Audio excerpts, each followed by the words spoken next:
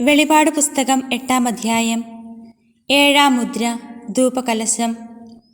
അവൻ 7-ാമത്തെ മുദ്ര പൊട്ടിച്ചപ്പോൾ അരമണിക്കൂറോളം സ്വർഗത്തിൽ നിശബ്ദതയുണ്ടായി.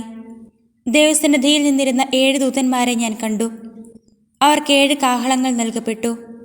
മറ്റൊരു ദൂതൻ സ്വർണം കൊണ്ടുള്ള ഒരു ധൂപകലശവുമായി ബലിപീഠത്തിന് മുൻപിൽ വന്നു നിന്നു. സിംഹാസനത്തിൻ്റെ മുൻപിലുള്ള ബലിപീഠത്തിന്മേൽ എല്ലാ വിശുദ്ധരുടെയും പ്രാർത്ഥനയോടൊപ്പം അർപ്പിക്കാനായി ധാരാളം പരിമളദ്രവ്യം അവന് നൽകപ്പെട്ടു. ദൂതൻ്റെ കയ്യിൽ നിന്ന് പരിമളദ്രവ്യങ്ങളുടെ ധൂപം വിശുദ്ധരുടെ പ്രാർത്ഥനകളോടൊപ്പം ദൈവസന്നിധിയിലേക്ക് ഉയർന്നു. ദൂതൻ ധൂപകലശം എടുത്ത് ബലിപീഠത്തിലെ അഗ്നി കൊണ്ട് നിറച്ച് ഭൂമിയിലേക്കെറിഞ്ഞു. അപ്പോൾ ഇടിമുഴക്കങ്ങളും ഉച്ചഘോഷങ്ങളും മിന്നൽ പിണറുകളും ഭൂമികുലുക്കവും ഉണ്ടായി. 4 കാഹളങ്ങൾ. 7 കാഹളങ്ങൾ പിടിച്ചിരുന്ന 7 ദൂതന്മാർ അവ ഊതാൻ തയ്യാറായി. 1-ാമൻ കാഹളം മുഴക്കി. അപ്പോൾ രക്തം കലർന്ന തീയും കന്മഴയും ഉണ്ടായി. അത് ഭൂമിയിൽ പതിച്ചു. ഭൂമിയുടെ 1/3 ഭാഗം വെന്തെരിഞ്ഞു. വൃക്ഷങ്ങൾ 1/3 കത്തിച്ചാമ്പലായി. പച്ചപ്പുല്ല് മുഴുവനും കത്തിയെരിഞ്ഞുപോയി. 2-ാമത്തെ ദൂതൻ കാഹളം മുഴക്കി. തീ പിടിച്ച വലിയ മല പോലെ എന്തോ ഒന്ന് കടലിലേക്ക് എറിയപ്പെട്ടു. അപ്പോൾ കടലിൻ്റെ 1/3 രക്തമായി. കടലിലെ ജീവജാലങ്ങളിൽ 1/3 ചത്തുപോയി. 1/3 ഭാഗം കപ്പലുകളും നശിപ്പിക്കപ്പെട്ടു. 3-ാമത്തെ ദൂതൻ കാഹളം മുഴക്കി. അപ്പോൾ പന്തം പോലെ കത്തുന്ന ഒരു വലിയ നക്ഷത്രം ആകാശത്ത് നിന്ന് അടർന്ന് നദികളുടെ 1/3 നീരുറവുകളിന്മേലും പതിച്ചു. ആ നക്ഷത്രത്തിൻ്റെ പേര് തിക്തകം. അത് വീണപ്പോൾ ജലത്തിൻ്റെ 1/3 തിക്തകമായി. ഈ ജലത്താൽ അനേകം പേർ മൃതിയടഞ്ഞു, കാരണം അത് കയ്പുള്ളതാക്കപ്പെട്ടിരുന്നു. 4-ാമത്തെ ദൂതൻ കാഹളം മുഴക്കി. അപ്പോൾ സൂര്യൻ്റെ 1/3 ചന്ദ്രൻ്റെ 1/3 നക്ഷത്രങ്ങളുടെ 1/3 തകർക്കപ്പെട്ടു. തന്മൂലം അവയുടെ 1/3 ഇരുണ്ടുപോയി. പകലിൻ്റെ 1/3 ഇരുണ്ടുപോയി, അതുപോലെ തന്നെ രാത്രിയുടെ 1/3. പിന്നെ മധ്യാകാശത്തിൽ പറക്കുന്ന ഒരു കഴുകനെ ഞാൻ കണ്ടു. വലിയ സ്വരത്തിൽ അത് ഇങ്ങനെ വിളിച്ചു പറയുന്നതും കേട്ടു: ഇനിയും കാഹളം മുഴക്കാനിരിക്കുന്ന 3 ദൂതന്മാരുടെ കാഹളധ്വനി മൂലം ഭൂവാസികൾക്ക് ദുരിതം, ദുരിതം, ദുരിതം. അധ്യായം 9. 5-ാമത്തെ കാഹളം. 5-ാമത്തെ ദൂതൻ കാഹളം മുഴക്കി. അപ്പോൾ ആകാശത്ത് നിന്ന് ഭൂമിയിലേക്ക് ഒരു നക്ഷത്രം വീഴുന്നത് ഞാൻ കണ്ടു. പാതാളഗർത്തത്തിൻ്റെ താക്കോൽ അതിന് നൽകപ്പെട്ടു. അത് പാതാളഗർത്തം തുറന്നു. അവിടെ നിന്ന് വലിയ തീച്ചൂളയിൽ നിന്ന് എന്ന പോലെ പുക പൊങ്ങി. ആ പുക കൊണ്ട് സൂര്യനും അന്തരീക്ഷവും ഇരുണ്ടുപോയി. ആ പുകയിൽ നിന്ന് വെട്ടുകിളികൾ ഭൂമിയിലേക്ക് പുറപ്പെട്ടു വന്നു. ഭൂമിയിലെ തേളുകളുടേതുപോലുള്ള ശക്തി അവയ്ക്ക് നൽകപ്പെട്ടു. നെറ്റിയിൽ ദൈവത്തിൻ്റെ മുദ്രയില്ലാത്ത മനുഷ്യരെയല്ലാതെ മറ്റാരെയും ഭൂമിയിലെ പുല്ലിനെയോ പച്ചച്ചെടികളെയോ വൃക്ഷങ്ങളെയോ ഉപദ്രവിക്കരുതെന്ന് അവയോട് കൽപ്പിച്ചു. മനുഷ്യരെ കൊല്ലാനല്ല, 5 മാസം പീഡിപ്പിച്ച് ഞെരുക്കാനാണ് അവയ്ക്ക് അനുവാദം നൽകപ്പെട്ടത്. അവരുടെ പീഡനമാകട്ടെ തേള് കുത്തുമ്പോഴത്തേതുപോലെ തന്നെ.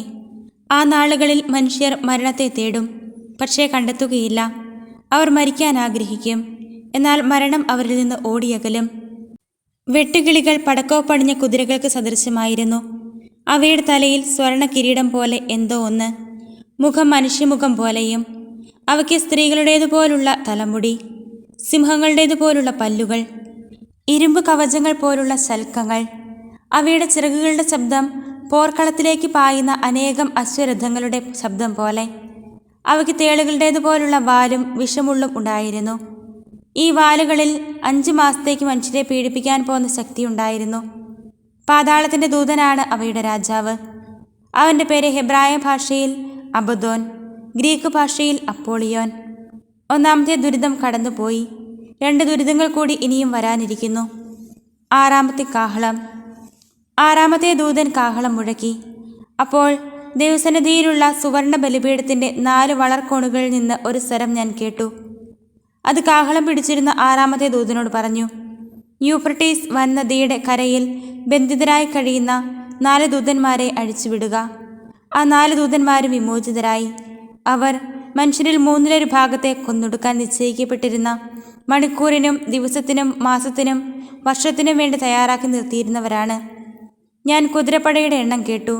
10,000ങ്ങളുടെ 20,000 മടങ്ങ്.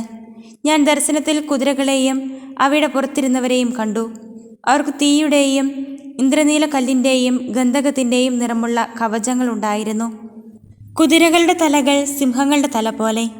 അവയുടെ വായിൽ നിന്ന് തീയും പുകയും ഗന്ധകവും പുറപ്പെട്ടിരുന്നു. അവയുടെ വായിൽ നിന്ന് പുറപ്പെട്ടിരുന്ന തീ, പുക, ഗന്ധകം എന്നീ 3 മഹാമാരികൾ മൂലം മനുഷ്യരിൽ 1/3 മൃതരായി. ആ കുതിരകളുടെ ശക്തി വായിലും വാലിലും ആണ്. അവയുടെ വാലുകൾ സർപ്പങ്ങളെപ്പോലെയാണ്. അവയ്ക്ക് തലകളുണ്ട്. ആ തലകൾ കൊണ്ട് അവ മുറിവേൽപ്പിക്കുന്നു. ഈ മഹാമാരികൾ നിമിത്തം മൃതരാകാതെ അവശേഷിച്ചവർ തങ്ങളുടെ കരവേലയെപ്പറ്റി അനുതപിക്കുകയോ പിശാചുക്കളെയും കാണാനോ കേൾക്കാനോ നടക്കാനോ കഴിവില്ലാത്തതും സ്വർണം, വെള്ളി, പിച്ചള, കല്ല്, തടി എന്നിവയാൽ നിർമ്മിക്കപ്പെട്ടതുമായ വിഗ്രഹങ്ങളെയും ആരാധിക്കുന്നതിൽ നിന്ന് പിന്തിരിയുകയോ ചെയ്തില്ല. തങ്ങളുടെ കൊലപാതകം, മന്ത്രവാദം, വ്യഭിചാരം, മോഷണം എന്നിവയെക്കുറിച്ചും അവർ അനുതപിച്ചില്ല. അധ്യായം 10. ചുരുളേന്തിയ ദൂതൻ. മേഘാവൃതനും ശക്തനുമായ വേറൊരു ദൂതൻ സ്വർഗത്തിൽ നിന്ന് ഇറങ്ങി വരുന്നത് ഞാൻ കണ്ടു. അവൻ്റെ ശിരസിനു മീതെ മഴവില്ല്, മുഖം സൂര്യനെ പോലെ, പാദങ്ങൾ അഗ്നിസ്തംഭങ്ങൾ പോലെയും. അവൻ്റെ കയ്യിൽ നിവർത്തിയ ചെറിയൊരു ഗ്രന്ഥച്ചുരുൾ ഉണ്ടായിരുന്നു. അവൻ വലതുകാൽ കടലിലും ഇടതുകാൽ കരയിലും ഉറപ്പിച്ചു. സിംഹഗർജനം പോലെ ഭയങ്കര സ്വരത്തിൽ അവൻ വിളിച്ചു പറഞ്ഞു. അപ്പോൾ 7 ഇടിനാദങ്ങൾ മുഴങ്ങി. ആ 7 ഇടിനാദങ്ങൾ മുഴങ്ങിയപ്പോൾ ഞാൻ എഴുതാൻ തുടങ്ങി. അപ്പോൾ സ്വർഗത്തിൽ നിന്ന് ഒരു സ്വരം പറയുന്നത് കേട്ടു. ആ 7 ഇടിനാദങ്ങൾ പറഞ്ഞത് മുദ്രിതമായിരിക്കട്ടെ, അത് രേഖപ്പെടുത്തരുത്. കടലിലും കരയിലും നിലയുറപ്പിച്ചവനായി ഞാൻ കണ്ട ദൂതൻ വലതുകൈ സ്വർഗത്തിലേക്കുയർത്തി. ആകാശവും അതിലുള്ളവയും ഭൂമിയും അതിലുള്ളവയും സമുദ്രവും അതിലുള്ളവയും സൃഷ്ടിച്ച നിത്യം ജീവിക്കുന്നവൻ്റെ നാമത്തിൽ ആണയിട്ടു, ഇനി കാലവിളംബം ഉണ്ടാവുകയില്ല. 7ാമത്തെ ദൂതൻ മുഴക്കാനിരിക്കുന്ന കാഹളധ്വനിയുടെ ദിവസങ്ങളിൽ തൻ്റെ ദാസരായ പ്രവാചകന്മാരെ ദൈവം അറിയിച്ച രഹസ്യം നിവൃത്തിയാകും. ചുരുൾ വിഴുങ്ങുന്നു. സ്വർഗത്തിൽ നിന്ന് ഞാൻ കേട്ട സ്വരം വീണ്ടും എന്നോട് പറഞ്ഞു, നീ പോയി കടലിലും കരയിലും നിലയുറപ്പിച്ചിരിക്കുന്ന ദൂതൻ്റെ കയ്യിൽ നിന്ന് ആ നിവർത്തിയ ചുരുൾ വാങ്ങുക. ഞാൻ ദൂതൻ്റെ അടുത്ത് ചെന്ന് ആ ചെറിയ ചുരുൾ ചോദിച്ചു. അവൻ പറഞ്ഞു, ഇതെടുത്ത് വിഴുങ്ങുക. നിന്റെ ഉദരത്തിൽ ഇത് കയ്പായിരിക്കും, എന്നാൽ വായിൽ തേൻ പോലെ മധുരിക്കും. ഞാൻ ദൂതൻ്റെ കയ്യിൽ നിന്ന് ചുരുൾ വാങ്ങി വിഴുങ്ങി. അതിൻ്റെ വായിൽ തേൻ പോലെ മധുരിച്ചു, എന്നാൽ വിഴുങ്ങിയപ്പോൾ ഉദരത്തിൽ അത് കയ്പായി മാറി. വീണ്ടും ഞാൻ കേട്ടു, നീ ഇനിയും അനേകം ജനതകളെയും രാജ്യങ്ങളെയും ഭാഷകളെയും രാജാക്കന്മാരെയും കുറിച്ച് പ്രവചിക്കണം. അധ്യായം 11. 2 സാക്ഷികൾ. ദണ്ഡ് പോലുള്ള ഒരു മുഴക്കോൽ എനിക്ക് നൽകപ്പെട്ടു. ഞാൻ ഇങ്ങനെ കേൾക്കുകയും ചെയ്തു, നീ എഴുന്നേറ്റ് ദൈവത്തിൻ്റെ ആലയത്തെയും ബലിപീഠത്തെയും അവിടെ ആരാധിക്കുന്നവരെയും അളക്കുക. ദേവാലയത്തിൻ്റെ മുറ്റം അളക്കേണ്ട, കാരണം അത് ജനതകൾക്ക് നൽകപ്പെട്ടതാണ്. 42 മാസം അവർ വിശുദ്ധ നഗരത്തെ ചവിട്ടി മിതിക്കും. ചാക്കൊടുത്ത് 1260 ദിവസം പ്രവചിക്കാൻ ഞാൻ എൻ്റെ 2 സാക്ഷികൾക്ക് അനുവാദം കൊടുക്കും. അവർ ഭൂമിയുടെ നാഥൻ്റെ മുൻപിൽ നിൽക്കുന്ന 2 ഒലിവ് മരങ്ങളും 2 ദീപപീഠങ്ങളും ആണ്. ആരെങ്കിലും അവരെ ഉപദ്രവിക്കാൻ ഇച്ഛിച്ചാൽ അവരുടെ വായിൽ നിന്ന് അഗ്നി പുറപ്പെട്ട് ശത്രുക്കളെ ദഹിപ്പിച്ചു കളയും. അവരെ ഉപദ്രവിക്കാൻ പുറപ്പെടുന്നവർ ഇങ്ങനെ കൊല്ലപ്പെടണം. തങ്ങളുടെ പ്രവചന ദിവസങ്ങളിൽ മഴ പെയ്യാതിരിക്കാൻ വേണ്ടി ആകാശം അടയ്ക്കാനുള്ള അധികാരം അവർക്കുണ്ട്. ജലാശയങ്ങളെ രക്തമാക്കി മാറ്റാനും ആഗ്രഹിക്കുമ്പോഴൊക്കെ സകല മഹാമാരികളും കൊണ്ട് ഭൂമിയെ പീഡിപ്പിക്കാനും അവർക്ക് അധികാരമുണ്ട്. അവർ തങ്ങളുടെ സാക്ഷ്യം നിറവേറ്റി കഴിയുമ്പോൾ പാതാളത്തിൽ നിന്ന് കയറി വരുന്ന മൃഗം അവരോട് യുദ്ധം ചെയ്ത് അവരെ കീഴടക്കി കൊല്ലും. സോദോം എന്നും ഈജിപ്ത് എന്നും പ്രതീകാർത്ഥത്തിൽ വിളിക്കുന്ന മഹാനഗരത്തിൻ്റെ തെരുവിൽ അവരുടെ മൃതദേഹം കിടക്കും. അവിടെ വെച്ചാണ് അവരുടെ നാഥൻ ക്രൂശിക്കപ്പെട്ടത്. ജനതകളിലും ഗോത്രങ്ങളിലും ഭാഷകളിലും രാജ്യങ്ങളിലും നിന്നുള്ളവർ 3.5 ദിവസം അവരുടെ മൃതദേഹങ്ങൾ നോക്കി നിൽക്കും. മൃതദേഹങ്ങൾ സംസ്കരിക്കാൻ അവർ അനുവദിക്കുകയില്ല. ഭൂവാസികൾ അവരെക്കുറിച്ച് സന്തോഷിക്കും. ആഹ്ലാദം പ്രകടിപ്പിച്ച് അവർ അന്യോന്യം സമ്മാനങ്ങൾ കൈമാറും. കാരണം ഇവരാണ് ഭൂമിയിൽ വസിക്കുന്നവരെ പീഡിപ്പിച്ചിരുന്ന 2 പ്രവാചകന്മാർ. 3.5 ദിവസത്തിന് ശേഷം ദൈവത്തിൽ നിന്നുള്ള ജീവാത്മാവ് അവരിൽ പ്രവേശിച്ചു. അവർ എഴുന്നേറ്റ് നിന്നു. അവരെ നോക്കി നിന്നവർ വല്ലാതെ ഭയപ്പെട്ടു. സ്വർഗത്തിൽ നിന്ന് വലിയൊരു സ്വരം തങ്ങളോട് ഇങ്ങനെ പറയുന്നത് അവർ കേട്ടു, ഇങ്ങോട്ട് കയറി വരുവിൻ. അപ്പോൾ ശത്രുക്കൾ നോക്കി നിൽക്കെ അവർ ഒരു മേഘത്തിൽ സ്വർഗത്തിലേക്ക് കയറി. ആ മണിക്കൂറിൽ വലിയ ഭൂകമ്പമുണ്ടായി. പട്ടണത്തിൻ്റെ 10-1 നിലം പതിച്ചു. മനുഷ്യരിൽ 7000 പേർ കൊല്ലപ്പെട്ടു. ശേഷിച്ചവർ ഭയവിഹ്വലരായി സ്വർഗസ്ഥനായ ദൈവത്തെ മഹത്വപ്പെടുത്തി. 2ാമത്തെ ദുരിതം കടന്നുപോയി. ഇതാ മൂന്നാമത്തെ ദുരിതം വേഗം വരുന്നു. ഏഴാമത്തെ കാഹളം. ഏഴാമത്തെ ദൂതൻ കാഹളം മുഴക്കി. അപ്പോൾ സ്വർഗത്തിൽ വലിയ സ്വരങ്ങളുണ്ടായി. ലോകത്തിൻ്റെ ഭരണാധികാരം നമ്മുടെ കർത്താവിൻ്റേതും അവിടുത്തെ അഭിഷിക്തൻ്റേതും ആയിരിക്കുന്നു. അവിടുന്ന് എന്നേക്കും ഭരിക്കും. അപ്പോൾ ദൈവസന്നിധിയിൽ സിംഹാസനങ്ങളിലിരിക്കുന്ന 24 ശ്രേഷ്ഠന്മാർ സാഷ്ടാംഗം പ്രണമിച്ചു. അവർ ദൈവത്തെ ആരാധിച്ചുകൊണ്ട് പറഞ്ഞു: ആയിരുന്നവനും ആയിരിക്കുന്നവനും സർവശക്തനും ദൈവവുമായ കർത്താവേ, അങ്ങേക്ക് ഞങ്ങൾ നന്ദി പറയുന്നു. എന്തെന്നാൽ അങ്ങ് വലിയ ശക്തി പ്രയോഗിക്കാനും ഭരിക്കാനും തുടങ്ങിയല്ലോ. ജനതകൾ രോഷാകുലരായി. അങ്ങയുടെ ക്രോധം സമാഗതമായി. മരിച്ചവരെ വിധിക്കാനും അങ്ങയുടെ ദാസരായ പ്രവാചകന്മാർക്കും വിശുദ്ധർക്കും അങ്ങയുടെ നാമത്തെ ഭയപ്പെടുന്ന ചെറിയവർക്കും വലിയവർക്കും പ്രതിഫലം നൽകാനും ഭൂമിയെ നശിപ്പിക്കുന്നവരെ ഉന്മൂലനം ചെയ്യാനുമുള്ള സമയവും സമാഗതമായി. അപ്പോൾ സ്വർഗത്തിൽ ദൈവത്തിൻ്റെ ആലയം തുറക്കപ്പെട്ടു. അതിൽ അവിടുത്തെ വാഗ്ദാന പേടകം കാണായി. മിന്നൽ പിണരുകളും ഘോഷങ്ങളും ഇടിമുഴക്കങ്ങളും ഭൂകമ്പവും വലിയ കന്മഴയും ഉണ്ടായി. പൗലോസ്ലീഹ ഫിലമോൻ എഴുതിയ ലേഖനം. അഭിവാദനം. യേശുക്രിസ്തുവിനെ പ്രതി തടവുകാരനായ പൗലോസും സഹോദരൻ തിമോത്തിയോസും കൂടെ ഞങ്ങളുടെ പ്രിയപ്പെട്ട സഹപ്രവർത്തകൻ ഫിലമോനെ, നിനക്കും നിന്റെ ഭവനത്തിലെ സഭയ്ക്കും സഹോദരി ആഭിയായിക്കും ഞങ്ങളുടെ സഹയോദ്ധാവ് ആർക്കിപ്പൂസിനും എഴുതുന്നത്. നമ്മുടെ പിതാവായ ദൈവത്തിൽ നിന്നും കർത്താവായ യേശുക്രിസ്തുവിൽ നിന്നും നിങ്ങൾക്ക് കൃപയും സമാധാനവും. ഫിലമോൻ്റെ മാതൃക. ഞാൻ എൻ്റെ പ്രാർത്ഥനകളിൽ നിന്നെ അനുസ്മരിക്കുമ്പോഴെല്ലാം ദൈവത്തിന് നന്ദി പറയുന്നു. എന്തെന്നാൽ കർത്താവായ യേശുക്രിസ്തുവിനോടും എല്ലാ വിശുദ്ധരോടും നിനക്കുള്ള സ്നേഹത്തെയും വിശ്വാസത്തെയും കുറിച്ച് ഞാൻ കേൾക്കുന്നുണ്ട്. ക്രിസ്തുവിലുള്ള ഐക്യം മൂലം സകല നന്മകളെയും കുറിച്ച് നമുക്ക് ലഭിക്കുന്ന അറിവ് ആഴമേറിയതാക്കാൻ വിശ്വാസത്തിലുള്ള നിന്റെ ഭാഗഭാഗിത്വം സഹായകമാകട്ടെ എന്ന് ഞാൻ പ്രാർത്ഥിക്കുന്നു. സഹോദര, നിന്റെ സ്നേഹത്തിൽ നിന്നും വളരെയേറെ ആശ്വാസവും സന്തോഷവും എനിക്ക് ലഭിച്ചു.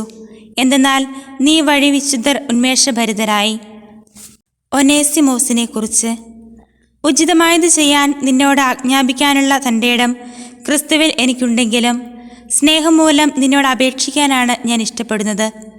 പൗലോസായ ഞാൻ വൃദ്ധനും ഇപ്പോൾ യേശുക്രിസ്തുവിനെ പ്രതി തടവുകാരനുമാണ്. എൻ്റെ പുത്രൻ ഒനേസിമോസിൻ്റെ കാര്യമാണ് നിന്നോട് ഞാൻ അപേക്ഷിക്കുന്നത്. എൻ്റെ കാരാഗ്രഹവാസകാലത്ത് ഞാൻ അവന് പിതാവായി. മുമ്പ് അവൻ നിനക്ക് പ്രയോജനരഹിതനായിരുന്നു. ഇപ്പോഴാകട്ടെ അവൻ നിനക്കും എനിക്കും പ്രയോജനമുള്ളവനാണ്. അവനെ നിന്റെ അടുത്തേക്ക് ഞാൻ തിരിച്ചയക്കുന്നു. എൻ്റെ ഹൃദയം തന്നെയാണ് ഞാൻ അയക്കുന്നത്. സുവിശേഷത്തെ പ്രതിയുള്ള ബന്ധിതാവസ്ഥയിൽ നിനക്ക് വേണ്ടി എന്നെ ശുശ്രൂഷിക്കാൻ ഞാൻ അവനെ സന്തോഷപൂർവ്വം എന്നോടൊപ്പം നിർത്തുമായിരുന്നു. നിന്റെ ദൗത്യം നിർബന്ധത്താലാകാതെ സ്വതന്ത്ര മനസ്സാൽ ആകുന്നതിനാണ് നിന്റെ സമ്മതം കൂടാതെ ഒന്നും ചെയ്യാൻ ഞാൻ ആഗ്രഹിക്കാത്തത്. അല്പകാലത്തേക്ക് അവൻ നിന്നിൽ നിന്ന് വേർപിരിഞ്ഞത് ഒരുപക്ഷെ നിത്യമായി അവനെ നിനക്ക് തിരിച്ചു കിട്ടുന്നതിനായിരിക്കാം. ഇനിയൊരു ദാസനായിട്ടല്ല, അതിലുപരി ലൗകികമായും കർത്താവിലും എനിക്കും അതിലേറെ നിനക്കും പ്രിയപ്പെട്ട ഒരു സഹോദരനായി അവനെ ലഭിച്ചിരിക്കുന്നു. അതുകൊണ്ട് നീ എന്നെ നിന്റെ സഹകാരിയായി പരിഗണിക്കുന്നെങ്കിൽ എന്നെപ്പോലെ അവനെയും സ്വീകരിക്കുക. അവൻ നിന്നോട് എന്തെങ്കിലും തെറ്റ് ചെയ്യുകയോ എന്തെങ്കിലും നിനക്ക് തരാൻ ഉണ്ടായിരിക്കുകയോ ചെയ്താൽ അതെല്ലാം എൻ്റെ പേരിൽ കണക്കാക്കിക്കൊള്ളുക. പൗലോസായ ഞാൻ എൻ്റെ സ്വന്തം കൈകൊണ്ട് തന്നെ എഴുതുന്നു. എല്ലാം ഞാൻ തന്നു വീട്ടിക്കൊള്ളാം. എന്നാൽ നീ തന്നെയും മുഴുവനായി എനിക്ക് കടപ്പെട്ടിരിക്കുന്നു എന്ന കാര്യം ഞാൻ എടുത്തു പറയുന്നില്ല. അതേ സഹോദര, നീ കർത്താവിൽ എനിക്ക് ഈ സഹായം ചെയ്യുക. ക്രിസ്തുവിൽ എൻ്റെ ഹൃദയത്തെ നീ ഉന്മേഷഭരിതമാക്കുക. നിന്റെ വിധേയത്വത്തിൽ വിശ്വസിച്ചുകൊണ്ടും ഞാൻ ആവശ്യപ്പെടുന്നതിലധികം ചെയ്യുമെന്നറിഞ്ഞുകൊണ്ടുമാണ് ഞാൻ എഴുതുന്നത്. മറ്റൊരു കാര്യം കൂടി, എനിക്ക് നീ താമസ സൗകര്യം ഒരുക്കി തരണം. എന്തെന്നാൽ നിന്റെ പ്രാർത്ഥനകൾ മൂലം ദൈവം എന്നെ നിന്റെ അടുക്കൽ എത്തിക്കുമെന്നാണ് എൻ്റെ പ്രത്യാശ. ആശംസകൾ. യേശുക്രിസ്തുവിൽ എൻ്റെ കൂട്ടുതടവുകാരനായ എപ്പഫ്രാസ് നിനക്ക് അഭിവാദനങ്ങൾ അർപ്പിക്കുന്നു. അതുപോലെ തന്നെ എൻ്റെ സഹപ്രവർത്തകരായ മർക്കോസും അരിസ്താർക്കോസും ദേമാസും ലൂക്കായും. കർത്താവായ യേശുക്രിസ്തുവിൻ്റെ കൃപാവരം നിങ്ങളുടെ ആത്മാവോട് കൂടെ ഉണ്ടായിരിക്കട്ടെ. സുഭാഷിതങ്ങളുടെ പുസ്തകം 31-ാം അധ്യായം 16 മുതൽ 18 വരെ തിരുവചനങ്ങൾ. അവൾ നല്ല നിലം നോക്കി വാങ്ങുന്നു. സ്വന്തം സമ്പത്തുകൊണ്ട് അവൾ മുന്തിരിത്തോട്ടം നട്ടുപിടിപ്പിക്കുന്നു. അവൾ അരമുറുക്കി കൈച്ചുറുക്കോടെ ജോലി ചെയ്യുന്നു. തൻ്റെ വ്യാപാരം ലാഭകരമാണോ എന്ന് അവൾ പരിശോധിച്ചറിയുന്നു. രാത്രിയിൽ അവളുടെ വിളക്ക് അണയുന്നില്ല.